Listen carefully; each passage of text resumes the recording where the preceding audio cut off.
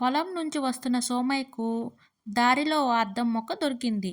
అందులో ఉన్నది ఎవరో సోమయ్య గుర్తుపట్టలేదు. బహుశా చనిపోయిన తన తండ్రి అలా కనిపిస్తున్నాడని భ్రమపడ్డాడు.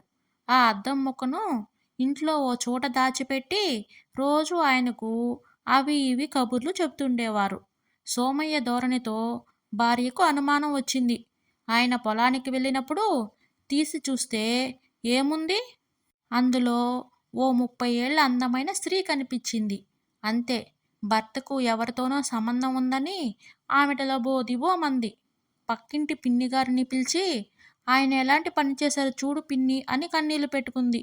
ఏది చూద్దామని పక్కింటి పిన్నిగారు అద్దం చేతిలోకి తీసుకుని, అయ్యో పిచ్చి మొహమా, ఇంత ముసలావిడితో మీ ఆయన తిరుగుతున్నాడని ఎలా అనుకుంటావే, ఎవరైనా వింటే నవ్విపోతారు అని అంది.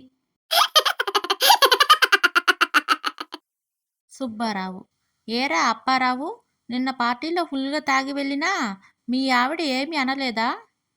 అప్పారావు: ముందే ప్లాన్ చేసుకుని వెళ్ళారా? సుబ్బారావు: ఏం ప్లాన్ చేశావు? అప్పారావు: ఏముంది, తూలుతూ వెళ్ళి డోర్ కొట్టాను.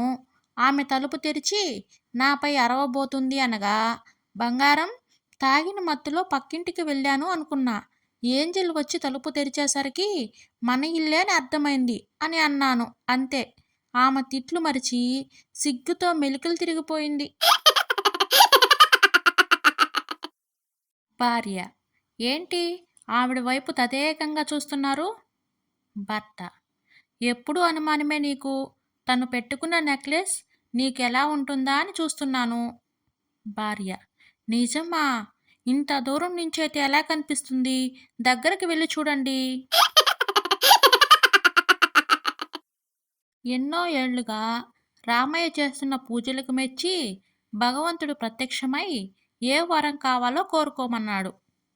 రామయ్య: నాకు బైక్పై స్వర్గం వరకు లాంగ్ టూర్కి వెళ్ళాలని ఉంది. మీరు మంచి రోడ్డు వేయాలి స్వామి. భగవంతుడు: అది అస్సలు సాధ్యం కాదు. వేరే ఏదైనా కోరుకో. రామయ్య: అయితే నా భార్య నేను చెప్పింది వినేటట్లు చేయి స్వామి. భగవంతుడు: ఇంతకీ నీకు సింగిల్ రోడ్డు కావాలా, డబల్ రోడ్డు కావాలా? టూర్కి ఎప్పుడు ప్లాన్ చేసుకుంటున్నావో చెప్పు.